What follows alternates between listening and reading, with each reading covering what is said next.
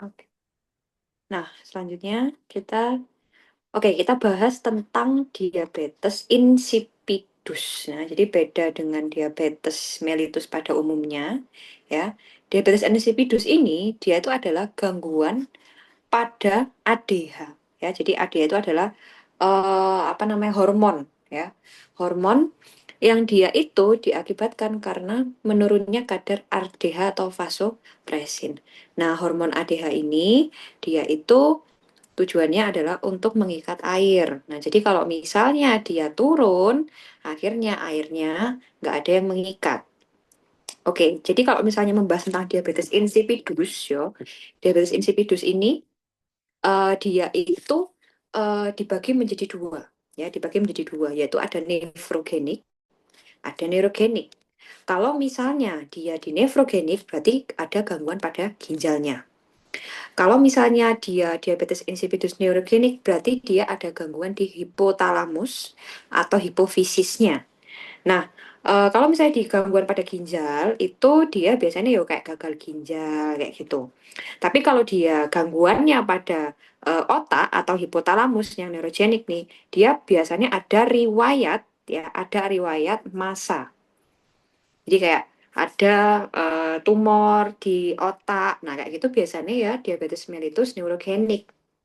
Oke, kalau misalnya apa namanya? Ini kan SKD ini satu ya. Jadi cuman kadang metu ya, kadang enggak gitu loh. Ya kan? Jadi kita itu hanya perlu untuk mendiagnosis. Oke.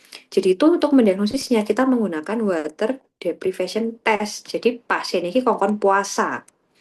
Ya, kongkon puasa nggak dikasih minum sama sekali. Oke. Terus habis itu kita lihat osmolitas urinnya.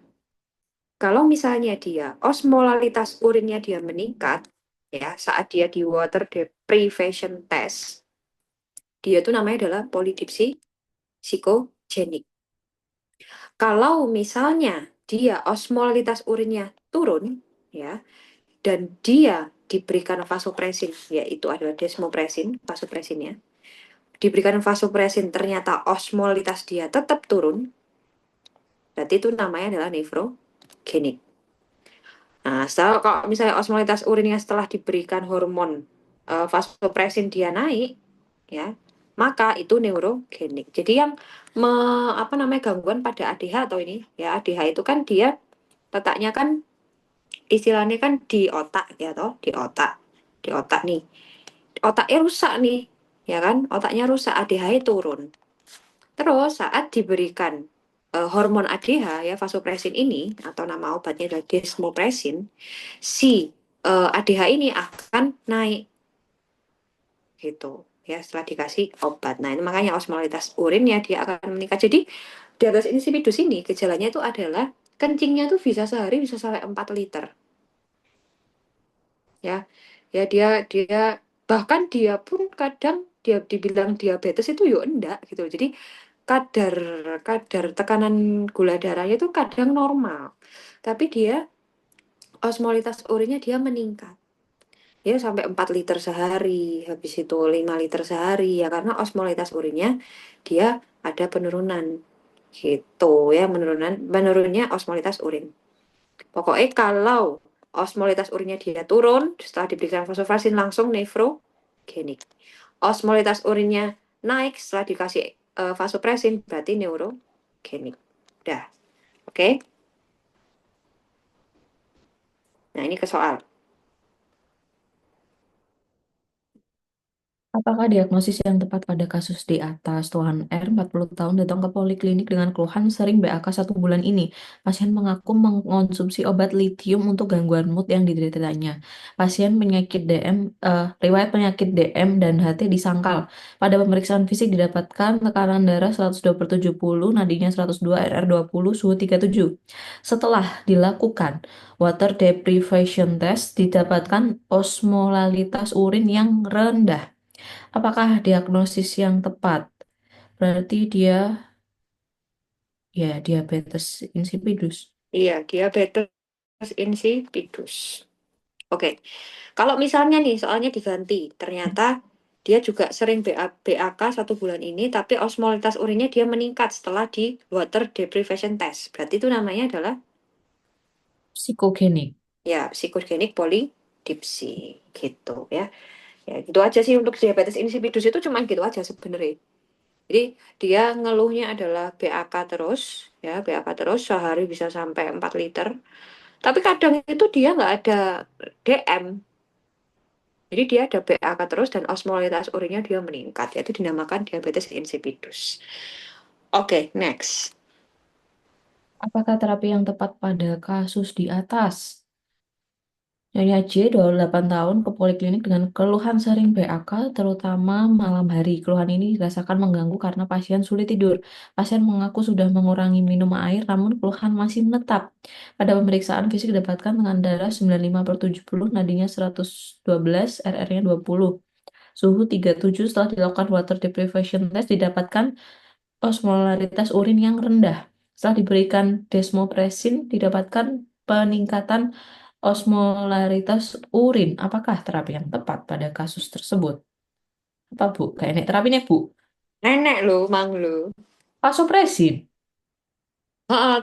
Atau, Pak De, nih, TX rujuk untuk diberikan Oh iya, desmopresin. Berarti desmon. dia setelah diberikan desmopresin. Iya, Se- nggak apa-apa. Apakah terapi yang tepat tetap saja ini dirujuk sih. Hmm, Ini terapinya diabetes insipidus iki yo gur desmopresin. Mono wes dikasih desmopresin ya apa maksudnya? Ngejak gelut iki soalnya. Ya, setelah diberikan desmopresin, pendengaran harus melihat apakah terapi yang tepat ya wes tetap Presin. desmopresin gitu. Oke, ini jarang yo, soalnya ini keluar jarang. Oke. Nah, selanjutnya adalah hormon gonadotropin. Iki yo jarang sih sebenarnya. Mau dibahas atau gimana? Skip wae Bu. Iya, Sering-sering aja. Eman ini energi. ya. Oke, yang ini dia gangguan growth hormone. Kalau misalnya gangguan growth hormone ya, jadi dia itu ada gangguan pada hormon pertumbuhan. Nah, hormon pertumbuhan kan ini dia itu ada yang tumbuh semakin tinggi, ada yang malah nggak tumbuh. Ya toh. Yang pertama adalah gigantisme. Ya, gigantisme itu dia itu tumbuh, istilahnya adalah tumbuh sebelum dia pubertas.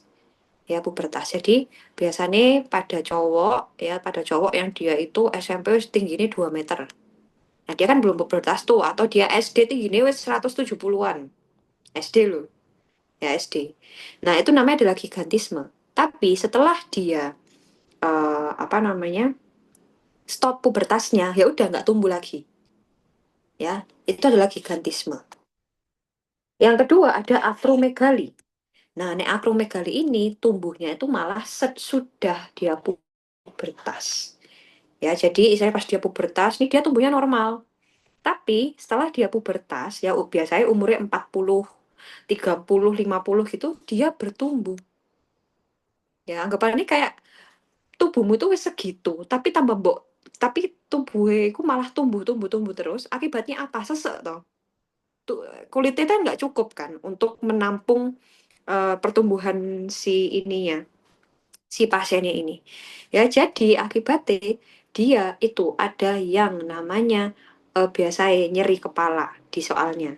Ya, jadi kepala dia sakit ya, terus habis itu ada perubahan bentuk wajah, tangan dan jari kaki tiba-tiba menunggu atau kita bisa bilang apa namanya seperti laba-laba tak jari ini sing apa namanya panjang-panjang. Nah, ini kalau misalnya dia tumbuh ke atas. Ya, jadi ada gigantisme sama akromegali. Terus ada yang nggak tumbuh. Ya, namanya adalah dwarfisme. Dwarfisme itu kita bisa bilang kerdil ya. Ya, kerdil. Jadi dia itu nggak tumbuh, ya nggak tumbuh. Tinggi badannya kurang dari 147 cm. Tapi dia itu kalau kerdil ya, dia itu apa namanya wajahnya ya, looknya dia itu seperti orang dewasa, ya toh. Dia memang seperti orang dewasa. Kamu coba bedakan wajahnya Ucok Baba sama Daus Mini. ya kan? Yang Down syndrome ini kan dia tumbuh badannya kan sebenarnya simetris ya. Dia memang pendek gitu dan dia tuh tangannya, kakinya tuh tulang-tulangnya simetris gitu loh. Dan wajahnya pun kayak anak kecil kan Mas Yan. Tapi kalau Ucok Baba, dia kan wajahnya dia sudah kayak orang dewasa, kadang ada jenggotnya juga dan apa namanya? Bentukan tulangnya itu dia tidak seperti orang di umur segitu gitu loh. Nah, itu namanya adalah dwarfisme kerdil. Nah, dwarfisme itu adalah Ucok Baba itu tadi. Oke. Selanjutnya ada kretinisme. Nah, kretinisme itu diakibatkan karena hipotiroid kongenital yang kemarin kita bahas. Kalau misalnya obat-obatan metimazol itu dia bisa menyebabkan atau PTU ya, PTU itu dia bisa menyebabkan hipotiroid. Ya hipotiroid kongenital pada bayi. Ya toh. Nah, kalau misalnya itu dikonsumsi terus dia akan menyebabkan ini ya kretinisme ini tadi hormon tiroidnya dia rendah, adanya makroglosi, jadi lidahnya dia besar, lidah besar ya, makroglosi itu dia lidahnya besar, jadi sampai kadang keluar, IQ-nya rendah dan hidungnya besar, itu adalah retinisme. Oke, yang sering keluar itu yang ini sih, gigantisme atau akromegali. Oke, next soal. Diagnosis yang mungkin pada pasien adalah seorang pria 43 tahun datang dengan keluhan jari-jari tangan dan kaki-kaki yang ia rasakan membesar. Pasien tidak sadar mulai kapan tangan dan kakinya membesar, tapi keluhan dirasakan 1 minggu yang lalu, di mana pasien harus mengganti sarung tangan menjadi lebih besar saat pasien bermain olahraga golf. Keluhan lain berupa sakit kepala saat bangun tidur. Pada pemeriksaan didapatkan TTV DBN jari tangan kaki besar. Diagnosis yang mungkin pada pasien adalah dia yang kedua, akromegali. Yes ya, dilihat juga dari usianya ini udah 43 tahun, tapi dia malah numbuh. Nah, itu namanya adalah akromegali. Oke, next. Apakah diagnosis yang tepat pada kasus di atas? Anak laki-laki 8 tahun bersama ibunya datang ke DSA untuk konsultasi perihal tumbuh dan kembang anak. Orang tua merasa anaknya tumbuh lebih cepat dibandingkan kakaknya sewaktu dulu dan teman sebayanya. Pemeriksaan TTV dalam batas normal, pemeriksaan fisik, waduh, apa ini? Pemeriksaan fisik didapatkan BB 65 kg, TB 158 cm, kepala, tangan, dan kaki tampak besar, serta kulit tebal dan kasar, terutama pada area tangan. Apa diagnosis yang tepat pada kasus tersebut? Gigantisme. Nah, oke, ini gigantisme. Yang aku bilang tadi yang paling sering keluar itu adalah akromegali dan gigantisme. Oke, Gitu. Oke, oke. aman?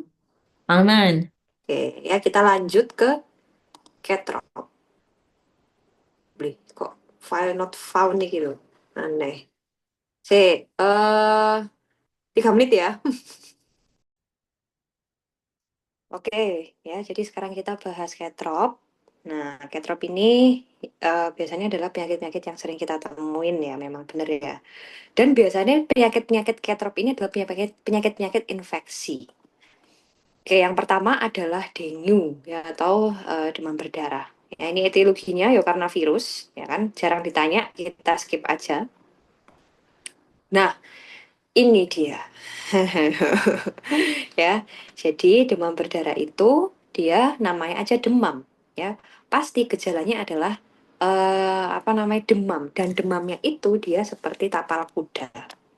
Kayak gini. Nah, jadi pada hari ke 1 sampai ke 3 dia demam tinggi, terus hari ke 4 sampai ke 5 dia ini turun, tapi dia adalah fase-fase kritisnya, dan demam 6 sampai ke 7 dia tinggi lagi. Oke, nah itu dia dari demamnya. Terus ada keluhan nyeri retroorbital. Nah, nyeri retroorbital, jadi di belakang mata, ada juga mialgia, jadi nyeri-nyeri pada otot, pada sendi, nyeri kepala, ada mual muntah, habis itu ada perdarahan juga. Karena apa? Karena ada trombositopeni. Jadi semua apa namanya? Misalnya di soal nih ya, kita lihat dulu apakah ada kebocoran plasma apa enggak. Karena kan kalau dia di demam berdarah dengue grade 2 itu memang dia ada perdarahan spontan. Tapi belum tentu dia DHF grade 2. Jadi harus tahu ada kebocoran plasma apa enggak. Nah, kayak misalnya dia nggak ada kebocoran plasma tapi ada mimisan, ya dia bukan DAF. Karena apa? Mimisan ini, gusi berdarah perdarahan ini bisa terjadi kalau trombosit kita turun. Ya, jadi memang itu adalah apa namanya akibat trombositopenia. Nah, oke. Jadi di sini demam berdarah itu ya dibagi menjadi 5 klasifikasinya. Awalnya 2 ya. Jadi yang pertama adalah demam dengue aja ya, atau kita bisa bilang DB. Ada demam berdarah dengue atau DBD. Nah, kita bahas yang DB terlebih dahulu. Oke, kalau misalnya DB dikatakan demam dengue itu dia tidak ada kebocoran plasma, ya, tidak ada kebocoran plasma. Oke, nih tidak ada kebocoran plasma, ya. Itu enggak orang nih. Nah, untuk kebocoran plasma ini biasanya cara menghitungnya ya adalah ada di sini nggak ya? Di bawah nggak ya? Aku belum lihat. Oh, Rana ini. Ya, jadi tanda apa namanya kebocoran plasma itu cara menghitungnya ya. HB, ya nanti HB di pasiennya dikali 3. Ya. Hasilnya berapa? Oke. Nanti HB ini, hasil ini tinggal dibagi 5. Nah, tinggal dibagi 5, hasilnya berapa? Nah, nanti apa namanya hasil ini ya tinggal dikurangi dengan ini. Gini caranya. Contoh soal. Contoh soal timbangannya bingung-bingung. Pasien datang dengan keluhan demam, ya. Demam HB-nya adalah 11. Ya, HB 11 dikali 3 sama dengan 33. 33 dibagi 5 sama dengan 6. Ya, sama dengan 6. Oke, sama dengan 6. Nah, 6, sekian toh. Nah, nanti tinggal ditambah 33 ditambah 6 sekian. Ya, hasilnya istilahnya 39 lah ya. Nah, ini 39, ini adalah batas plasmanya dia bocor. Jadi kan kalau kebocoran plasma itu lebih dari sama dengan 20% plasma bocor. Ya, dilihat HCT ya, hematokrit ya, hematokrit. Nah, ternyata dengan HB yang segini dan hematokritnya dia 45% nih misalnya, ya kan? 45 kan dia berarti lebih dari 39. Maka ya 39 ini adalah batas maksimal. Ya, batas maksimal 20%-nya dia bocor. 45% kan dia di atas 39. Maka dengan HCT segini, dia ada kebocoran plasma. Paham nggak, Bu?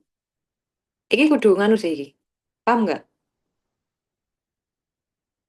Jadi dua eh, dua apa dia nggak boleh lebih dari 20% itu kan. Oh, oh, nggak boleh lebih dari sama dengan 20%. Nah, untuk menghitungnya cara gitu.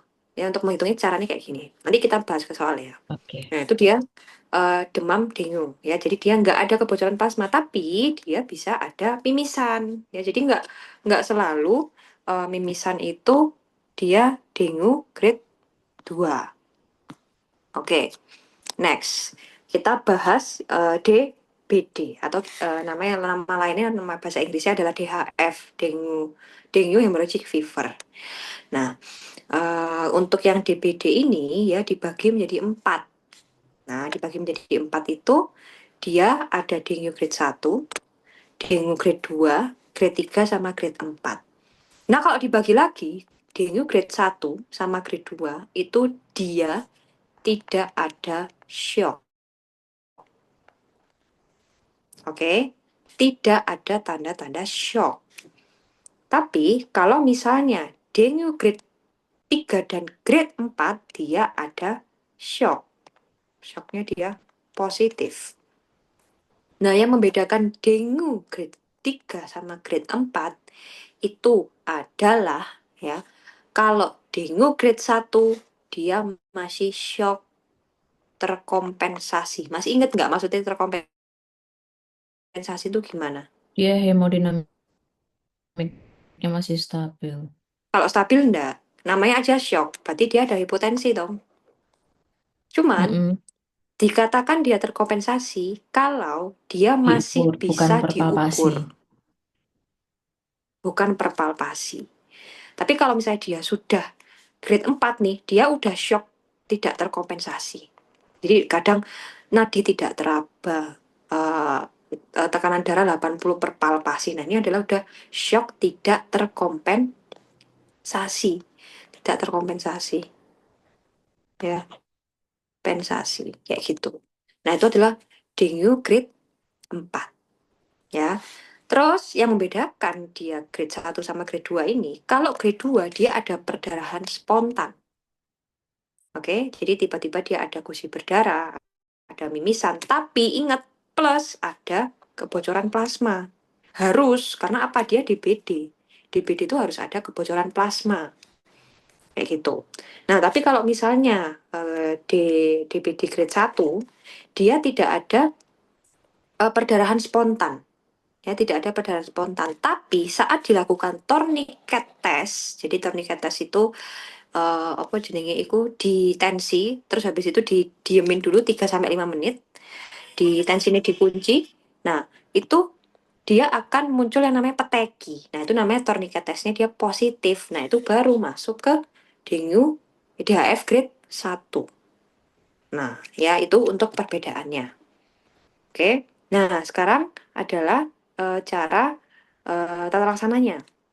Ya, tata laksananya. Ya, demam dengue, tata laksananya dia bisa rawat jalan. Jadi simptomatik aja. Jadi kalau dia demam ya dikasih obat demam, kalau dia mual dikasih obat mual. Sama disuruh minum yang banyak. Agar apa? Cairan yang keluar itu bisa tergantikan. Dia nggak cepat shock, nggak terjadi kebocoran plasma. Nah, terus kalau dia DHF grade 1 dan 2 itu diranap ya. Karena dia ada kebocoran plasma, dia takutnya nanti tambah bocor, tambah shock kalau dibiarin. Diranap dengan diberikan kristaloid ya 7 cc per berat badan per jam. Ya, per jamnya dia 7 cc. Oke, itu kalau grade 1 dan grade 2. Selanjutnya, kalau dia yang grade 3 karena dia sudah shock, ya berarti harus diresus nih. Agak tinggi lagi ngasihnya. Nah, 10 sampai 20 cc per jam. 10 sampai 20 cc per kilogram berat badan per jam. Itu untuk yang grade 3. Nah, kalau dia grade 4, ya grade 4, dia itu di injeksi kristaloid 20 cc. Jadi udah nggak pakai 10 lagi. 20 cc per kilogram berat badan per 15 sampai 30 menit. Ya, jadi per 15 sampai 30 menit atau biasanya di soal itu secepatnya. Nah, secepatnya itu dia termasuk yang demam berdarah cepatnya grade 4 gitu. Oke, ini dari perbedaannya. Oke, kita next ya. Nah, kalau misalnya kayak ini kan kita lihat ya, apa namanya, biasanya terjadi kebocoran plasma itu kalau HCT meningkat lebih dari 20% itu pasti dengan cara penghitungan seperti tadi. Terus kalau misalnya di soal HCT-nya langsung lebih dari sama dengan 45, langsung nggak usah bingung-bingung itu adalah DHF. Dah. Ya. Tapi kalau misalnya kayak 41, 42, 43 ya dihitung C gitu. Tapi kalau dia sudah HCT-nya sudah lebih dari sama dengan 45%, ya udah dia langsung wis nggak usah ngitung-hitungan daripada kelamaannya itu kan nggak ada kalkulator juga kan. Langsung aja ini adalah DHF. Gitu ya. Terus ini yang dilihat HCT ya, bukan HB-nya, HCT. Ada organomegali. Ya, organomegali. Jadi ada hepatomegali, splenomegali, ya. Ada asites sama ada efusif plate. Nah, itu adalah tanda-tanda kebocoran plasma. Nah, Selanjutnya, ini adalah pemeriksaan ya, pemeriksaan untuk tes ini DB. Jadi kadang ini dikeluarin nih, ya pemeriksaan yang harus dilakukan apa, kayak gitu. Jadi kalau misalnya dia demam ya, demamnya dia masih hari ke 1 sampai ke 3. Demamnya ini masih hari ke 1 sampai ke 3. Diperiksanya adalah NS1, ya NS1. Tapi kalau dia demamnya hari ke 4 sampai ke 6, dia diperiksanya adalah IgM. Nah, kalau dia demamnya lebih dari sama dengan 7 hari, ya udah diperiksanya adalah IgG. Ini kadang ditanyain di soal, gitu. Oke, lanjut. Nah, ini tanda perbaikan, jarang ditanyain ya. Kita next saja ke latihan soal. Oke, coba latihan soal. Nomor satu, apakah pemeriksaan lanjutan yang disarankan pada pasien tersebut?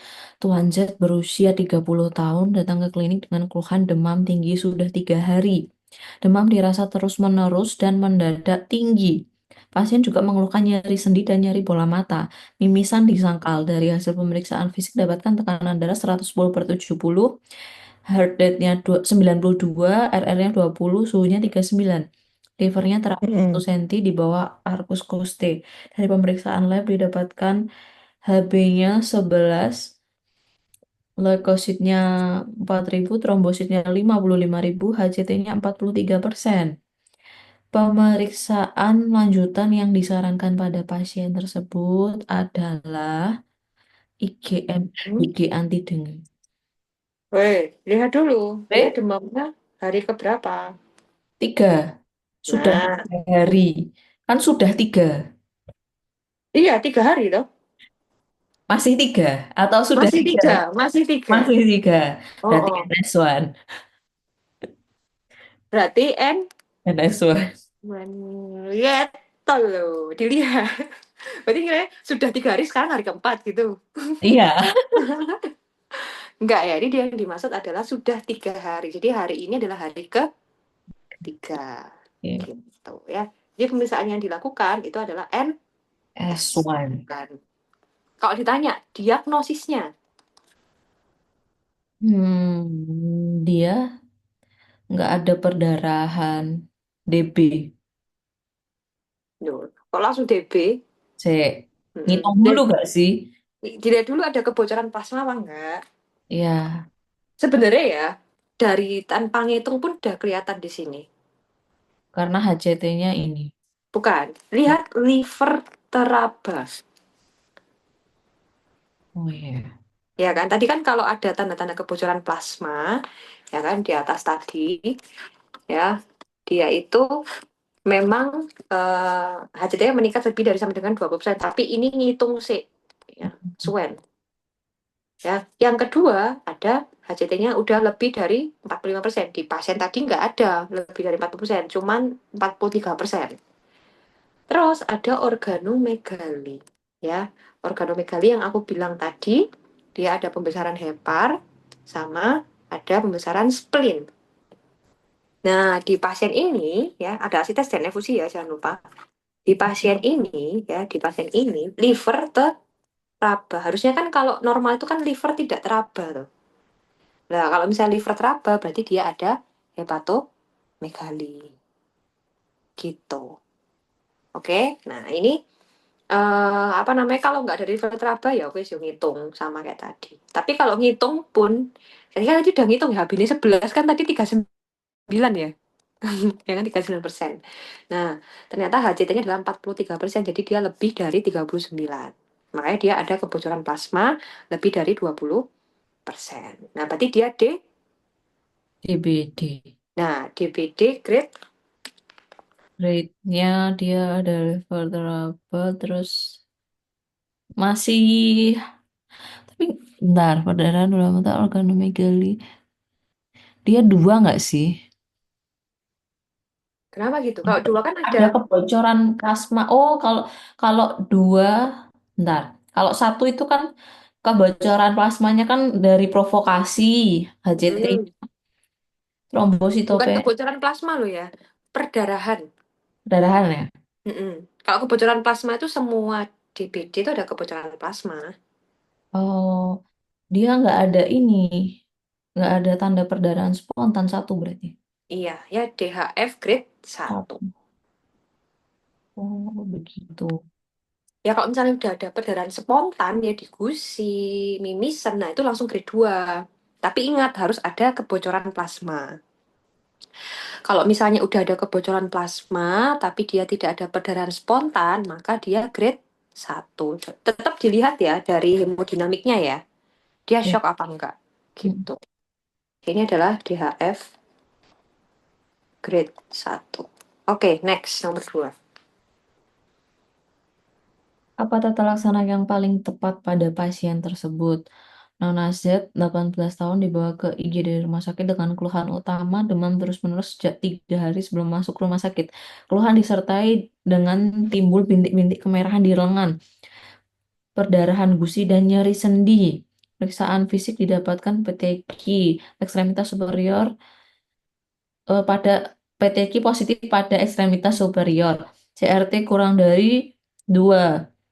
Akral dini. Lebih, boy. Oh, lebih dari 2. Ngantuk tadi. Pemeriksaan lab didapatkan HB11, Heeh. HT apa HCT ta? Leukosit 7.500 rembusan, HP-nya masuk 11. CRT-nya lebih dari 2, akralnya dingin. Berarti ini dia mau shock. Hmm? Shock nggak sih? Ya, karena dia sudah ada CRT lebih dari 2 dan akralnya Dingin. dingin. Nah, kita lihat shocknya dia terkompensasi apa enggak. Ini nggak ada tekanan darahnya, Bu. Hmm, tapi dia di sini GCS-nya masih bagus toh. Maksudnya dia di bawah keluhan utamanya demam toh, Demam, ya. ya kan? Terus GCS-nya ini karena di sini tidak ada data ya. Biasanya kalau dia lebih mengarah ke DHF grade 4 itu datang dengan penurunan kesadaran. Hmm. Nah, jadi GCS-nya dia, kalau grade 4 dia sudah, kan nggak terkompensasi ya, pasti dia GCS 111, koma. Kayak gitu. Berarti kalau ini lebih mengarah ke D3. grade 3. Dia HCT ini 46 ya, dia langsung, oh berarti 46 dia langsung ada bocoran plasma. Kayak gitu ya. Grade 3, dia total lasananya berapa? Infusnya. 10 cc per kgbb dalam 1 jam. Iya, ya. 10 sampai 20. 10 sampai 20 cc per kilogram berat badan per 1 jamnya. Gitu. Oke? Oke. Oke, next. Apakah diagnosis yang paling mungkin? Nyonya Z, 26 tahun, mengalami demam 5 hari yang lalu. Keluhan disertai sakit kepala, pegal-pegal seluruh tubuh, mual, dan penurunan nafsu makan. Pemeriksaan menunjukkan tekanan darah 124/80, heart rate 100, RR-nya 18, suhunya 38. Pemeriksaan fisik menunjukkan nyeri epigastrium dan bintik-bintik kemerahan mimisan. Pemeriksaan lab didapatkan HB13, hematokritnya 49, leukositnya 3.600, trombositnya 98.000, NS1-nya negatif, IgM dengunya positif, IgG dengunya negatif. Apakah Hmm. diagnosis yang paling mungkin disertai dia grade 3 Kenapa bisa grade 3? karena dia ada perdarahan Grade 3 tadi, spontan. grade 3 tadi apa? Oh iya, ada gangguan sirkulasi, sorry. Grade 3 tadi ada shocknya. Ya Ada toh? shock. Grade 2. Ya, grade 2. Jangan keliru ya. Halo. Ya, Ibu, saya ini loh, saya khawatir loh, Bu. Ya. Jadi Loh, kalau misalnya demam dengue ya, ayo fokus-fokus ya. Demam dengue itu dia tidak ada kebocoran plasma, ya, bocor plasma. Grade 1 dia tourniquet ya, tourniquet positif. positif. Dia tidak ada perdarahan spontan. Ya toh? Hmm. Oke, grade 2 dia ada perdarahan spontan. Nah, grade 3 dan grade 4 ini baru syok. Jadi yang pertama itu setelah melihat adanya kebocoran plasma apa enggak, barulah lihat TTV-nya. Nah, dilihat TTV-nya, oh TTV aman. Ya, dia tidak ada tanda-tanda shock. Misalnya kayak gitu. Nah, kalau ada tanda-tanda shock berarti antara grade 1 sama grade 2 kalau dia ada kebocoran plasma. Gitu. Gitu ya cara menjawab soalnya. Baik, maaf Koko. Ya. Nah, setelah kalau misalnya oh ternyata dia tidak ada shock, tinggal cari apakah ada perdarahan spontan apa enggak. Gitu. Oke? Oke, Oke. Sekarang nomor 4. mau berarti tidak diketok barang obatnya.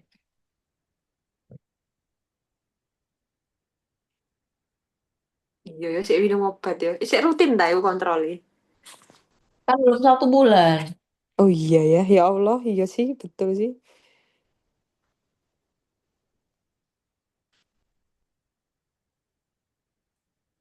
Alhamdulillah. Lanjut.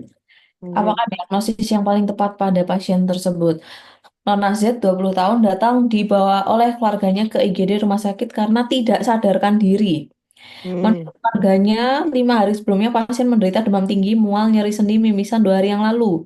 Pemeriksaan tekanan darahnya 90 per palpasi, heart rate-nya 120 kali cepat dan lemah.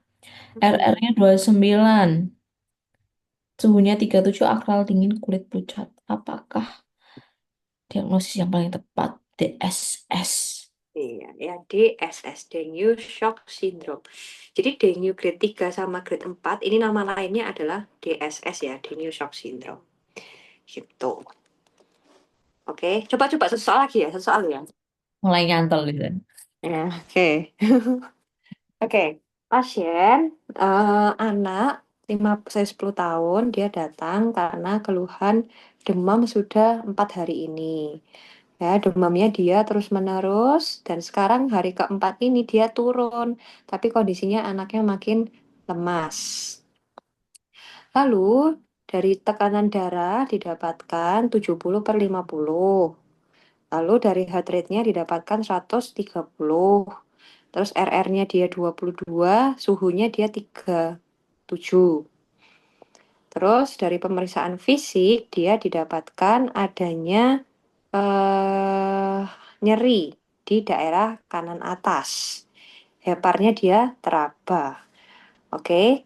Pada pemeriksaan lab didapatkan HB-nya adalah 15. Hematokritnya dia ada 48. Leukositnya ada dia 2000 dan trombositnya dia adalah 68. Terus di NS1-nya dia negatif, IgM dengue dia positif dan IgG dengue dia negatif. Apakah diagnosisnya? Ya, yang grade 3. Iya, karena Karena dia udah ada tanda shock tapi masih terkompensasi. iya, ya betul ya. Walaupun nggak ada perdarahan spontan ya, walaupun nggak ada perdarahan spontan, dia ada shocknya. Nah, tapi dia masih terkompensasi, masih bisa diukur. Berarti dia termasuk yang grade 3 3. atau dengue shock DS. syndrome. Ya, DSS. Oke, nice. Betul. Aman? Aman. Perdenguan? Oke, kita lanjut ya ke malaria. Nah, ini dia yang agak nganu, Mbak. Nah, ini ada yang falciparum, vivax, ovale, malariae. Sering keluar tahu. Sering keluar kan ya? Sering, sering, sering. Nah, karena SKD ini ya 4. Oke, malaria. Nah, malaria ini disebabkan karena infeksi parasit ya oleh karena Plasmodium yang menyerang eritrosit. Nah, etiologinya Plasmodiumnya ini ada banyak ya. Di Indonesia yang paling sering keluar itu adalah falciparum, Vivax ovale, dan malariae. Knowlesi dan yang lain-lainnya jarang keluar. Oke, gejalanya adalah trias ya, trias. Jadi dia ada mendem kering. Mendem kering. Jadi menggigil ya, demam tinggi, habis itu dia berkeringat. Jadi ada istilahnya ada ininya Mbak, apa namanya, fasenya. Jadi awalnya dia demam tinggi ya, sampai menggigil, menggigil, terus dia demam tinggi, demamnya turun, tapi dia habis itu berkeringat. Nah, itu adalah malaria. Dan biasanya malaria itu biasanya ada berkunjung ke daerah endemis. Contohnya seperti Papua, terus habis itu Maluku, lah kayak gitu-gitu kan ke daerah endemis kan. Terus tiba-tiba dia ada gejala triasnya tadi, mendem kering nih tadi, ya, menggigil, demam tinggi dan berkeringat. Nah, untuk diagnosisnya ya, diagnosisnya itu adalah gold standarnya adalah hapusan darah tepi ya. Yang pertama ya, preparat SADT ya. Yang pertama adalah darah tebal. Nah, kalau darah tebal ini dia untuk melihat apakah ya ada tidaknya parasit ya untuk memonitoring terapi. Jadi setelah dia diberikan terapi di hapusan darah tebal ya, di hapusan darah tebal untuk melihat masih ada nggak parasitnya setelah tak kasih terapi. Selanjutnya ada hapusan darah tipis. Nah, kalau hapusan darah tipis dia untuk mendiagnostik. Ini malarianya malaria yang apa tipenya? Dicek apakah falciparum, vivax, ovale atau malaria. Gitu. Oke. Nah, ini dia adalah klasifikasi. Ini sering keluar ini pasti ya klasifikasinya. Yang pertama itu adalah falciparum. Ya, falciparum. Nah, falciparum ini nama lainnya adalah malaria tropicana. Nah, maksudnya gimana? Kita lihat dari tipe demamnya. Kalau dia malaria falciparum, ya, demamnya itu dia terserah mau timbul di mana aja. Biasanya kan kalau malaria itu ada saat-saat di mana dia bebas demam. Kayak gitu. Oke, contohnya gimana sih yang bebas demam? Kita bahas dulu Vivax dan Ovale. Ya, Vivax dan Ovale ini jenis malarianya sama-sama malaria tertiana. Jadi jangan ini ya, apa namanya? Jangan bingung ya. Tertiana. Namanya adalah terti, berarti dia ya,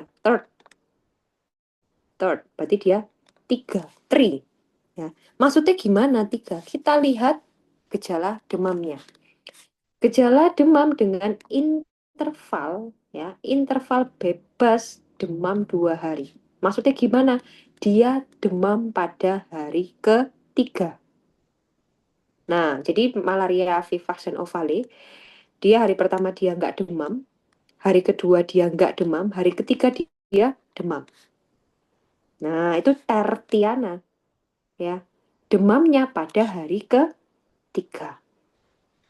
Terus besoknya dia nggak demam lagi, ya. Habis itu dia demam lagi. Enggak, sorry, nggak demam lagi. Baru nanti hari ke-6 dia demam lagi. Nah, itu dia interval bebas demamnya 2 hari. Nih, 2 hari. Itu dia kalau misalnya malaria, vivax dan ovale. Nah, biasa nih nggak diketahuin toh. Misalnya demamnya berapa. Nanti yang diketahuin itu adalah tanda khasnya. Schaffner dots, James dots. Nah, kayak gitu kan kadang.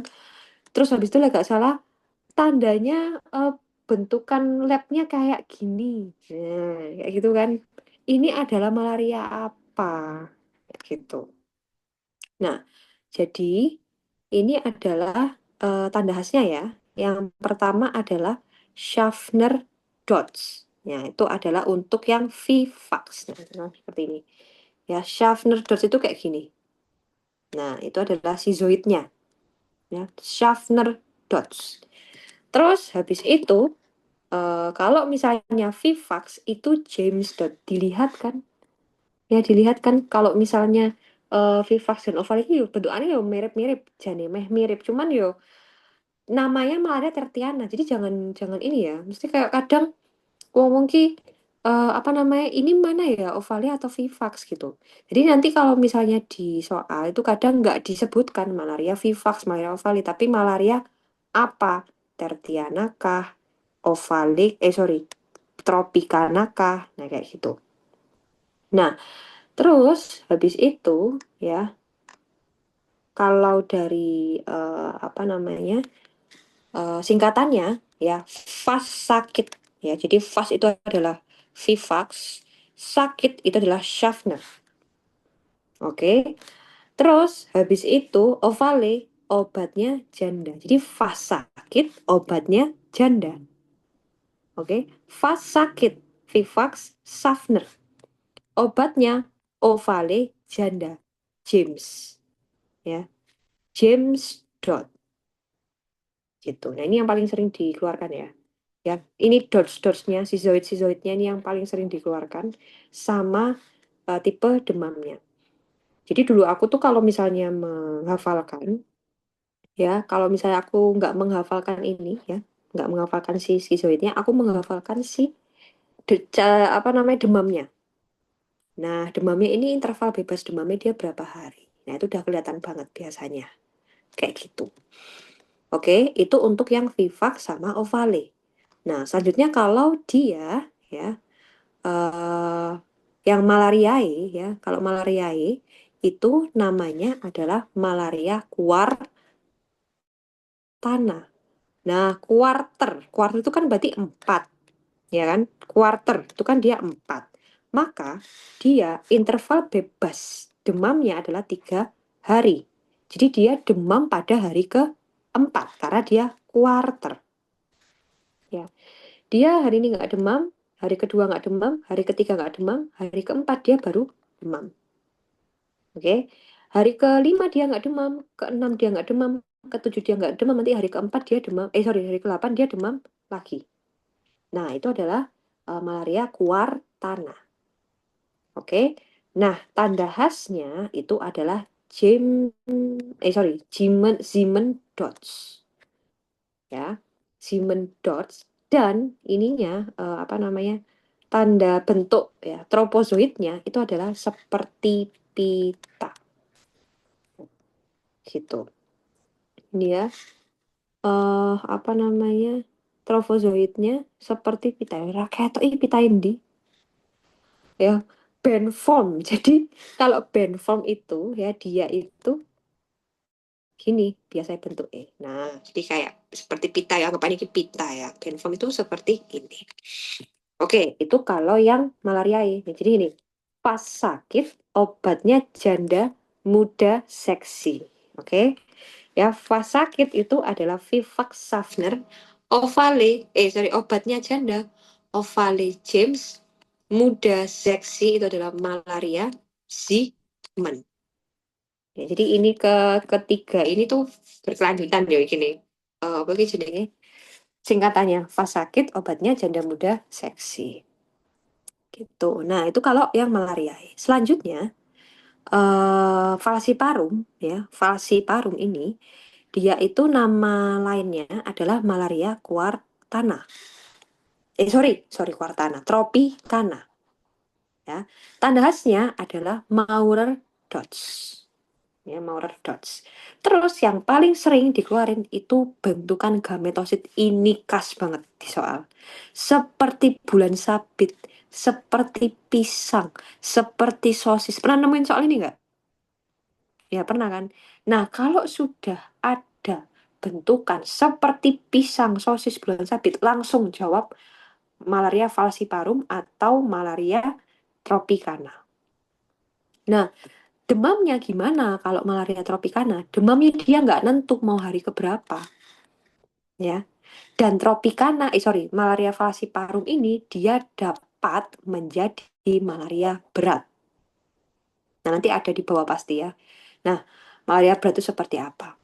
Nah, demam kontinu ini gimana? Jadi misalnya hari ke-1 dia demam, hari kedua dia nggak demam, hari ketiga dia nggak demam, hari keempat dia demam lagi, hari kelima dia demam. Jadi nggak mesti demamnya. Ya interval bebas demamnya itu tidak mesti. Itu kalau dia yang tropikana. Dan yang bisa menyebabkan komplikasi tersering itu adalah malaria falciparum. Oke, jadi nama singkatannya adalah PAMAN ya, PAMAN sopo. PAMAN fas sakit obatnya janda muda seksi ya. PAMAN, PA-nya adalah falciparum, MAN-nya adalah urar. Ya, PAMAN fas sakit obatnya janda muda seksi. Ya pokoknya langsung bulan sabit langsung jawab falciparum. Gitu. Iya bisa. Si falak besar, si paranormal. Enak gampangnya tadi ya di atas ya. PAMAN fas sakit obatnya janda muda seksi. Oke. Nah, ini adalah pengobatannya. Oke, ini adalah pengobatannya. Nah, ini rodok pusing gitu ya. Oke, jadi pengobatan malaria ya, ini ada yang tanpa komplikasi, ada yang dengan komplikasi. Ada yang tanpa malaria, oh ya.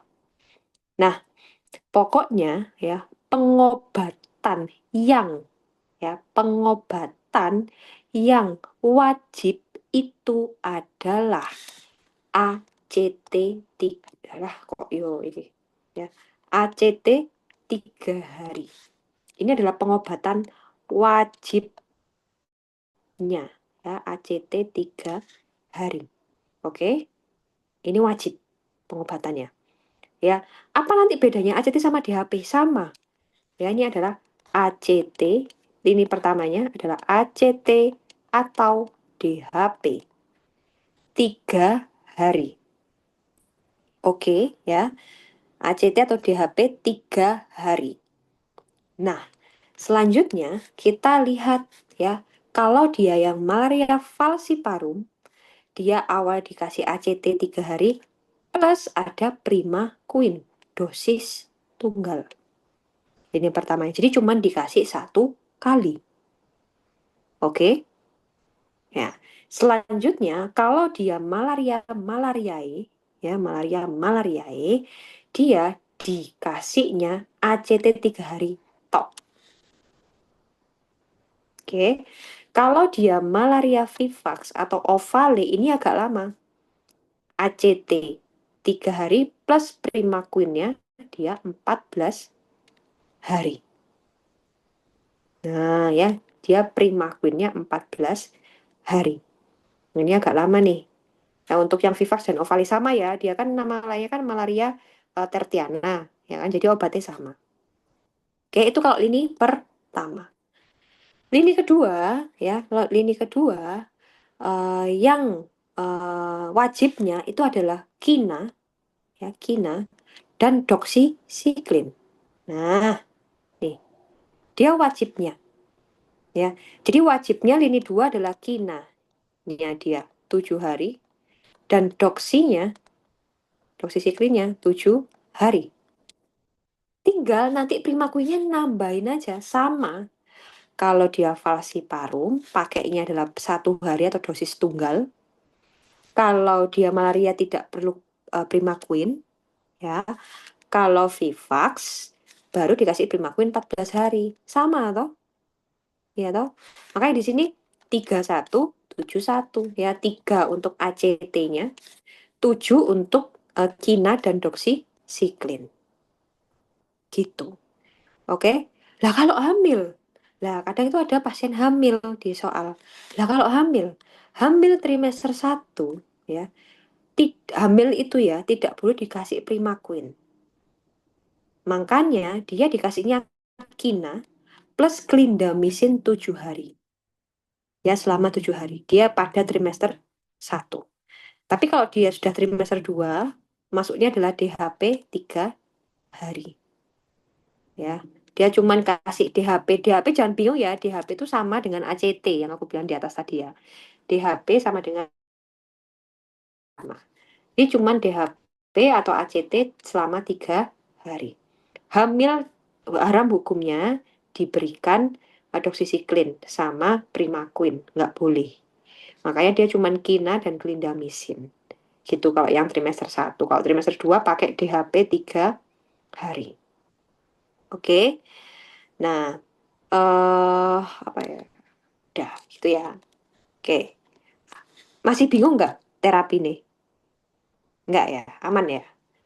Nah, ini kita lanjut aja. Profilaksis jarang ditanyain. Nah, selanjutnya adalah malaria cerebral. Nah, malaria cerebral ini eh nggak usah ngelihat sebanyak ini ya. Ini tulisannya kayak banyak banget ya. Ya, tulisannya banyak banget ya. Jadi malaria cerebral itu malaria lanjutan dari Plasmodium falciparum.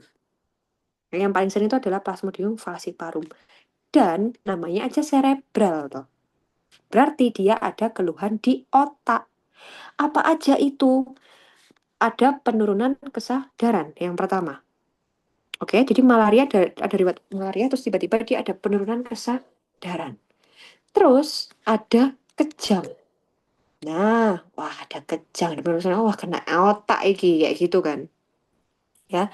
Terus ada lagi nanti dia ada jaundice ya dan ada hemoglobinuria. Maksudnya gimana?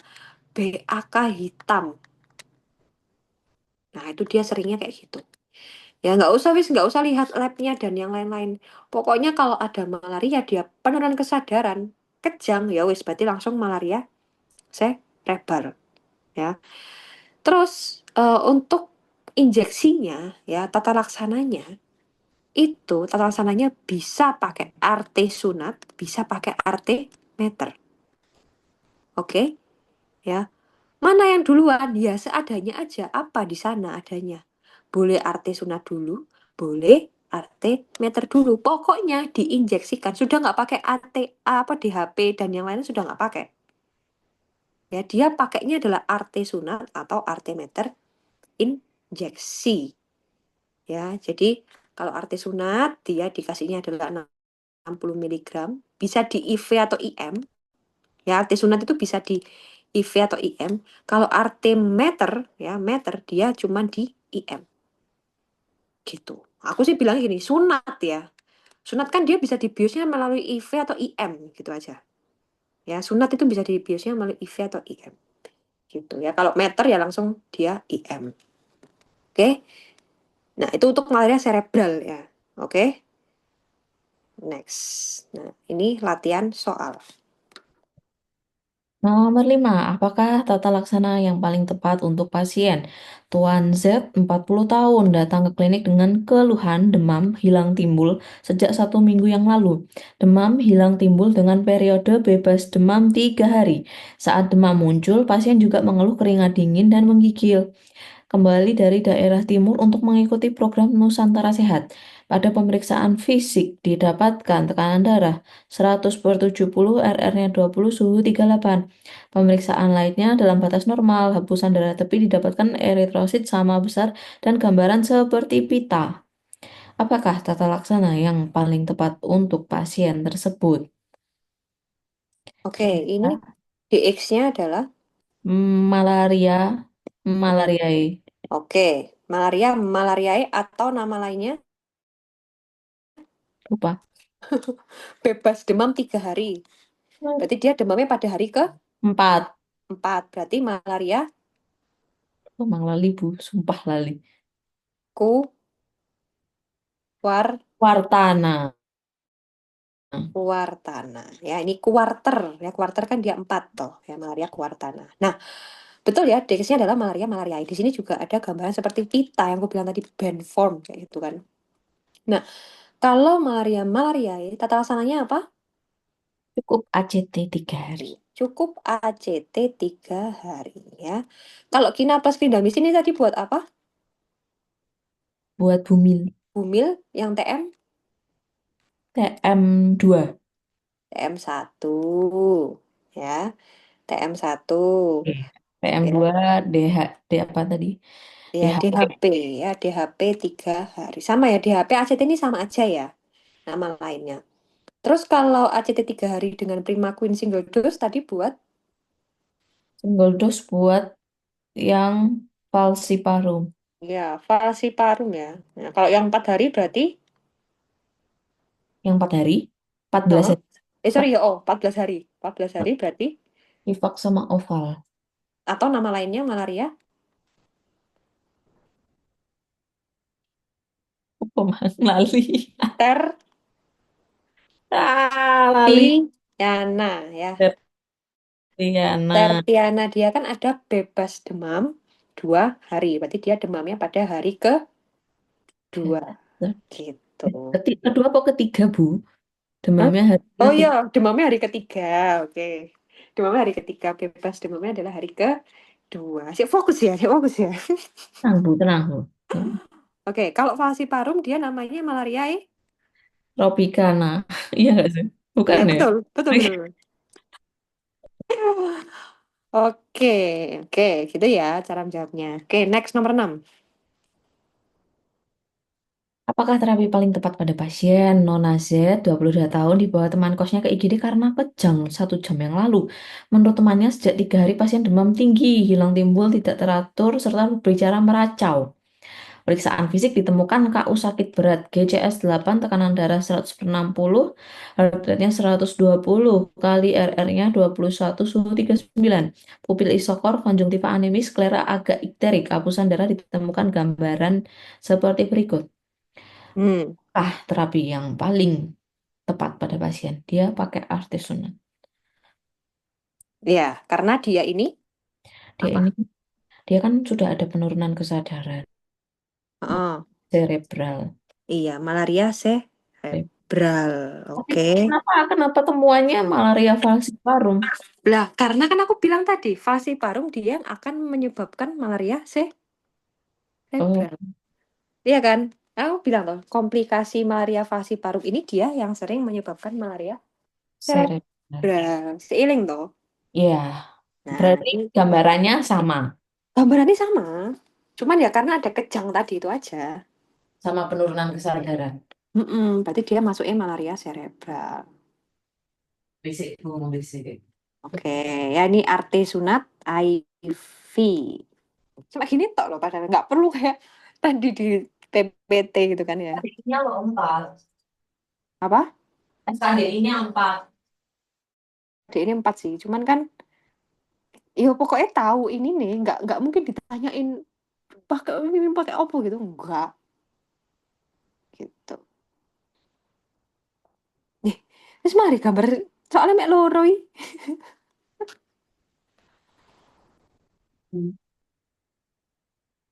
Soalnya mek dua iki.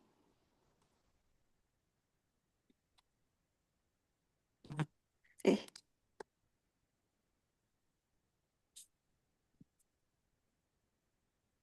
Maaf lama, misi galau. aman aja.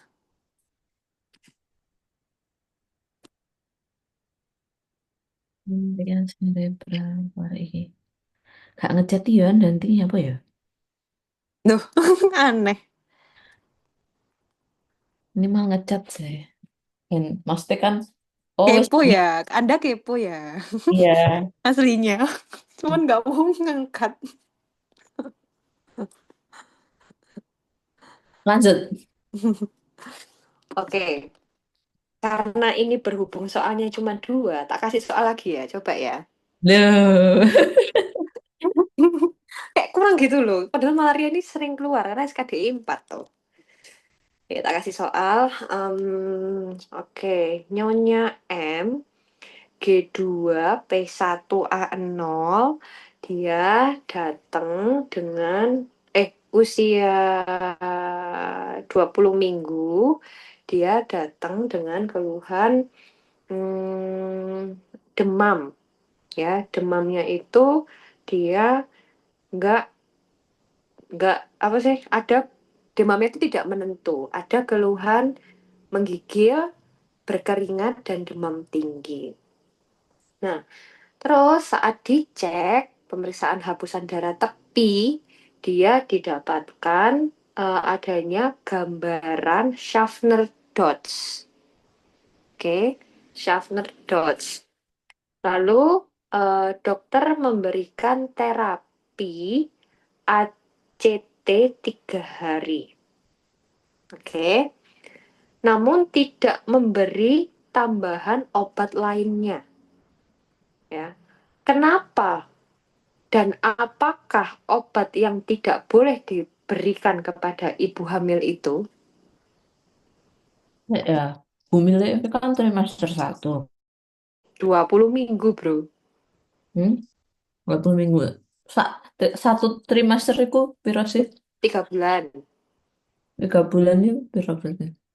18 minggu. Oh, Eh, 18. 12 minggu, sorry. Di atas 12. Oh, berarti dia udah ke 2. Terus Oh, kalau di gambarannya tadi, dia gambarannya malaria yang Vivax. ya. Terus obat, dia kan trimester 2. Trimester 2 kan pakai DHT. DHT sama dengan ACT. Dia Mm-mm. ini, oh, DHP ya, oh DHP. DHT. Sorry, sorry. DHP sama sama kayak ACT tadi.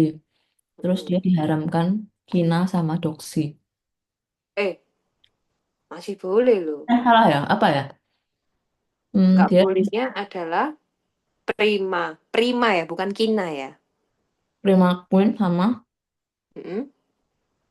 Ali. Ya bener, Mang sing Prima Queen dan Doksi. iya ya. Obat yang nggak boleh diberikan adalah Primaquine dan Doxycycline. Kalau misalnya tak balik, Hmm. ternyata dia apa namanya usia kehamilannya adalah 10 minggu. Maka apakah pilihan obat yang akan diberikan? Kina sama sama apa ya? Kinan sama apa ya tadi? Kina dan Linda. iya ya sama Clindamycin gitu.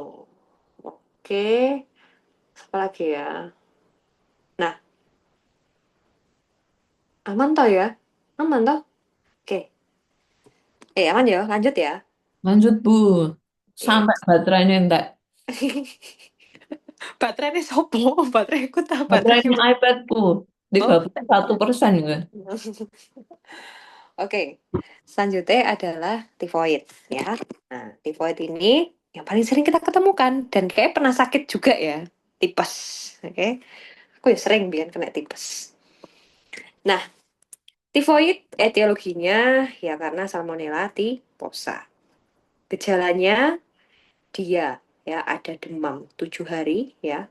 Minggu pertama Bu, dia soal ibu. langsung Langsung soal ta?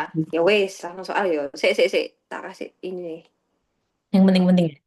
Oh, tata laksana. Tata laksana yang keluar ya. Nah, tata laksananya kalau pada tifoid ini ya, dia itu yang pertama adalah Cochichef ya. Cochichef itu terapi dewasa. Yang pertama adalah ciprofloxacin, habis itu dikasih chloramphenicol ya sama ceftriaxone ya. Chloramphenicol, cipro dan ceftriaxone. Ya, ciprofloxacinnya dikasihnya 2 kali 500 ya 2 kali 500 7 sampai 14 hari ya. Untuk chloramphenicol-nya diberinya adalah 4 kali 500 7 sampai 14 hari juga. Dan ceftriaxone-nya dia adalah 3 sampai 4 gram per harinya selama 5 hari. Kalau ceftriaxone dia di IV ya, berarti alias diranapkan. Oke, selanjutnya kalau ibu hamil ya pakainya adalah Amox, wes ikuai ya beta lactam, Amox ya 3 sampai 4 kali 500 miligram. Kalau anak pakainya chloramphenicol dengan dosis 25 sampai 50 dan Amox. Oke, Amox ya. Amoxnya pakai dosis 100 miligram per kilogram berat badan selama 10 hari. Oke, terus nah ini ya, kultur. Ya, kultur. Pada minggu ke-1 dia dilakukan cek kultur diambil sampel darah. Oke. Kalau minggu kedua sampelnya yang diambil feses. Nek minggu ketiga sampel yang diambil adalah urin. Dan minggu berapapun ya, minggu berapapun untuk gold standarnya itu adalah gal kultur atau kultur empedu. Nah, itu ya. Jadi minggu ke-1 dia darah, minggu kedua dia feses, minggu ketiga dia urin, minggu berapapun itu pakai gal culture gitu. Oke, kultur empedu. Nah, oke, latihan soal. Apakah tata laksana diet yang paling tepat untuk pasien tersebut?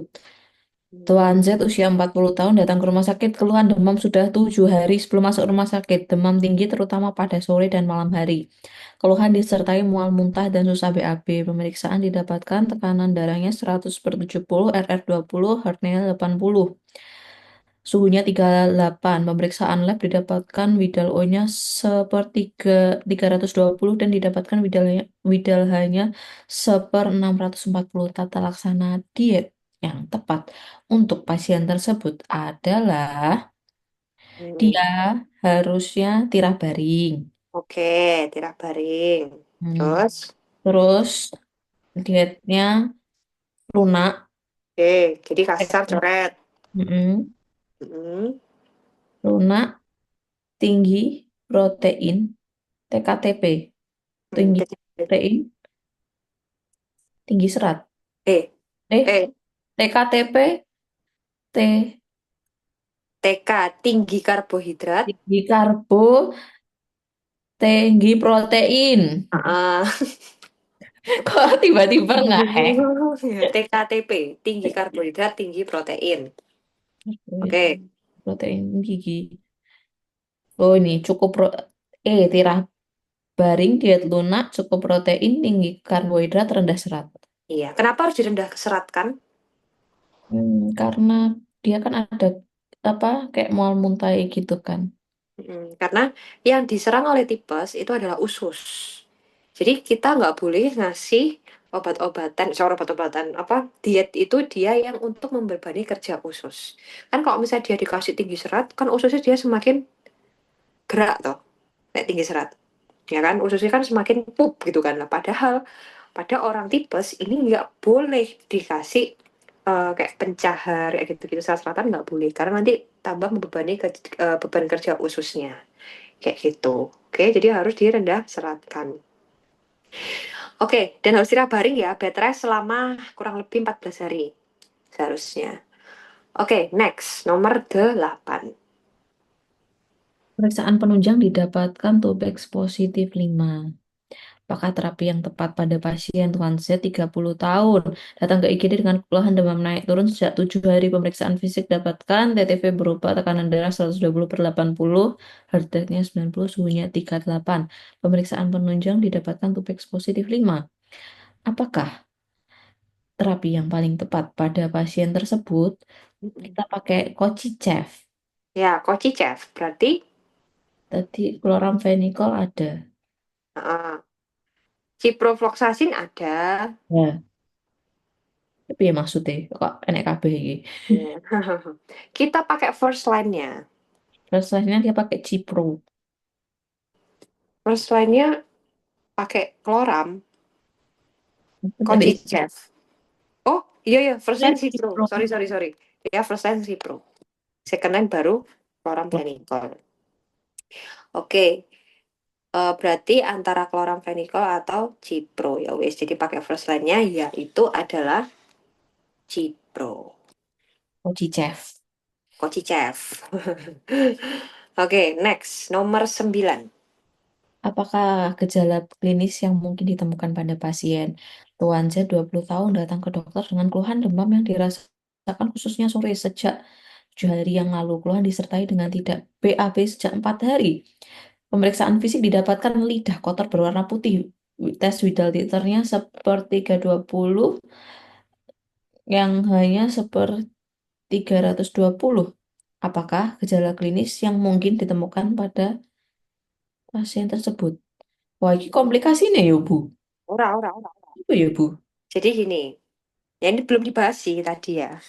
Jadi kalau misalnya pada tifoid itu ada yang namanya bradikardi relatif. Nih, Oh, iya. ya bradikardi relatif itu gimana maksudnya? Ya, jadi pada orang eh, ini orang pada normalnya ya. Kalau misalnya dia meningkat ya, jadi apa namanya meningkat suhu nih 1 derajat Celcius, dia akan meningkatkan nadi itu adalah 10 kali per menit. Maksudnya gimana?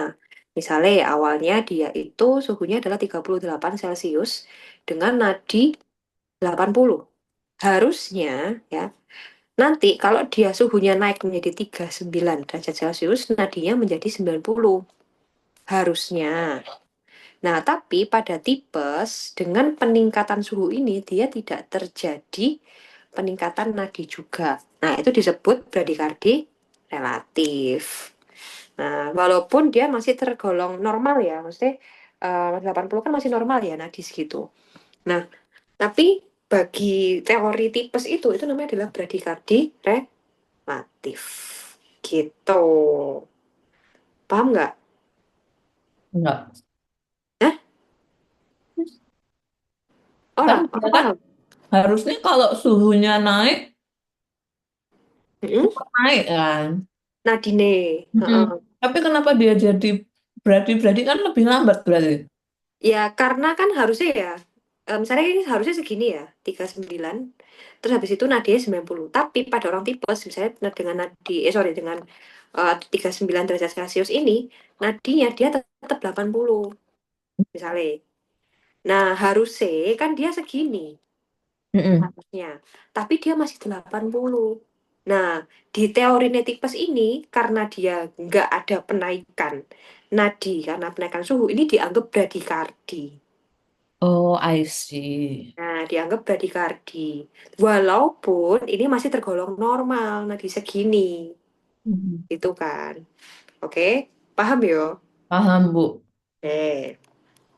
Ini adalah bradikardi relatif. Ini khas banget ya pada tipes dan sering ditanyain. Oke. Nah, selanjutnya adalah leptospirosis. Iki yo sering yo ditanyain ya lepto ya. Kayak trop ini sering yo.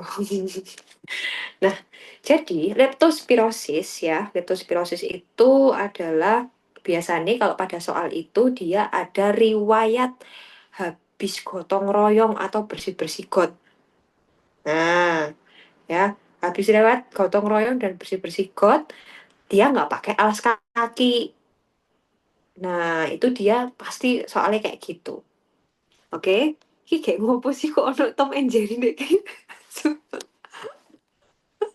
Kan penyebarannya jadi tikus, Bu. apa? Oh iya ya. Ya apa? Ayo tikus dari Iya Jerry. sih betul ya. Tapi agak ini ya, agak salfoknya. Oke, oke, oke. Oke, jadi leptospirosis itu yang paling sering ditanyakin itu adalah diagnosis ya karena ada yang namanya Well disease. Nah, ini Well syndrome ya nanti kita bahas ya. Ya kalau leptospirosis aja, tanda khasnya dia itu ada demam sama ada nyeri otot gastrok. Tok, wis. Ya, nyeri otot gastrocnemius. Jadi nyeri otot gastrocnemius, nyeri otot betis ya. Gastrocnemius itu betis. Kentol, astagfirullahaladzim. Hampir ya. Jadi betis yang sakit. Nah, terus ada demamnya juga. Nah, etiologinya ya karena Leptospira sp. Ya, Leptospira sp itu terdapat pada urinnya tikus. Gitu. Oke. Nah, untuk mendiagnosisnya dia eh ini tadi ya demam dan ada nyeri otot gastrocnemius. Terus habis itu dari diagnosis iki nih dia ora enak ya. Untuk diagnosis laboratoriumnya itu sama dengan dengan sama dengan Well syndrome. Nah, apa sih bedanya leptospirosis dengan Well syndrome? Jadi kalau misalnya dia leptospirosis, dia cuman demam sama nyeri otot gastroknya tok. Dia tidak ada ikteri. Nah, tapi kalau misalnya dia Well syndrome, dia sudah ada ikteri. Nah, jadi nanti dilihat ya di soal, dia itu pokoknya kadang itu ya antara leptospirosis dengan tifoid itu hampir-hampir mirip soalnya ya. Jadi untuk membedakannya biasanya itu ada riwayat gotong royong yang pertama.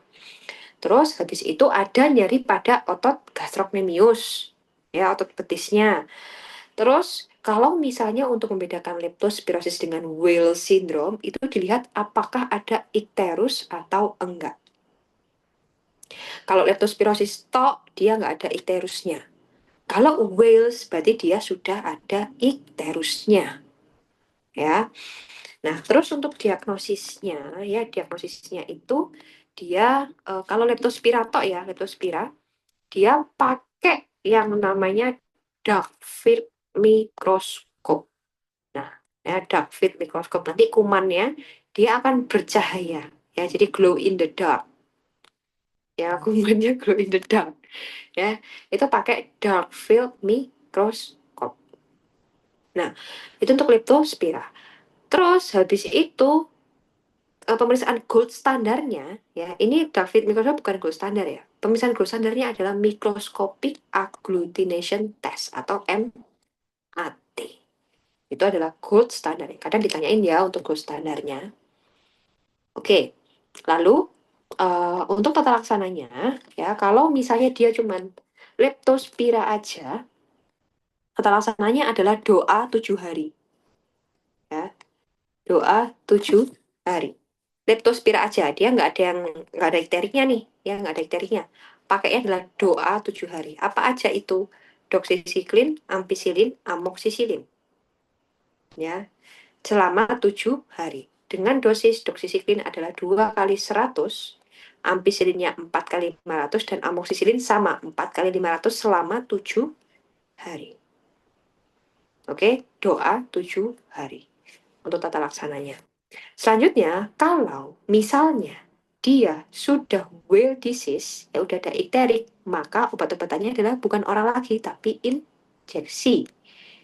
Pakainya apa? Pakainya adalah penicillin G, ya, PECI 1. Penicillin G 1,5 juta unit, ya, per 6 jam dalam 7 hari. Habis itu pakai ceftriaxone, ya, 1 gram per hari selama 7 hari, dan cefixim 1 gram per hari selama 7 hari. Oke, ya, PCI 1, penicillin, ceftriaxone, dan cefixim. Oke, itu diberikan injeksi. Nah, untuk profilaksis, ya profilaksis itu adalah pencegahan, ya pencegahan. Itu pakainya adalah doksisiklin. Doksisiklin 200 mg per minggu. Jadi dikasihnya per minggu, dimulai 1 sampai 2 hari sebelum dan selama periode paparan. Ya, jadi misalnya nih ada daerah warga yang terkena banjir bandang, misalnya kayak gitu. Terus habis itu ada tim SAR.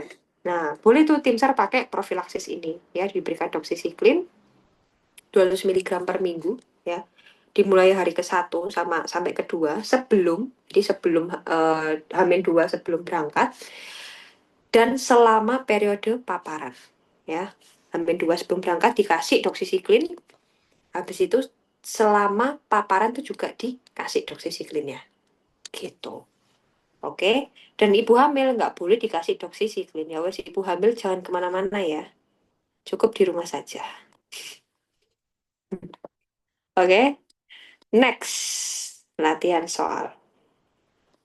Nomor 10, apakah tata laksana yang paling tepat untuk pasien? Tuan Z berusia 28 tahun datang ke klinik dengan keluhan demam sejak 1 minggu yang lalu dan semakin meningkat sejak 2 hari ini. TTV, tekanan darahnya 120/80, heart rate-nya 80, RR-nya 20, suhu 38. Pemeriksaan fisik tampak mata merah dan nyeri tekan pada betis.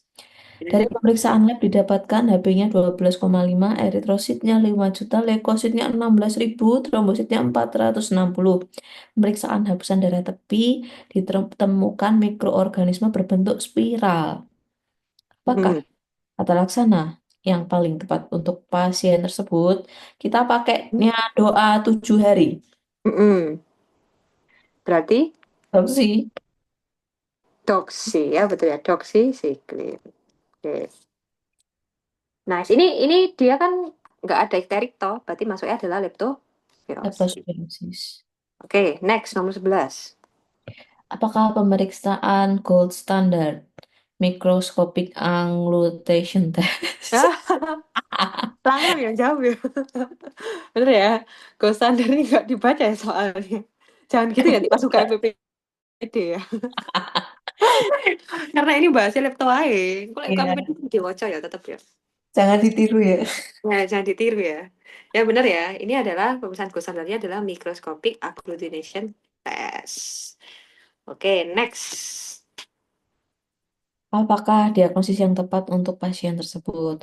Tuan Z berusia 32 tahun datang ke IGD dengan keluhan demam sejak 1 minggu. Pasien mengeluhkan rasa nyeri di seluruh otot sendi, terutama pada betis. Pasien sehari-hari bekerja di sawah tanpa alas kaki.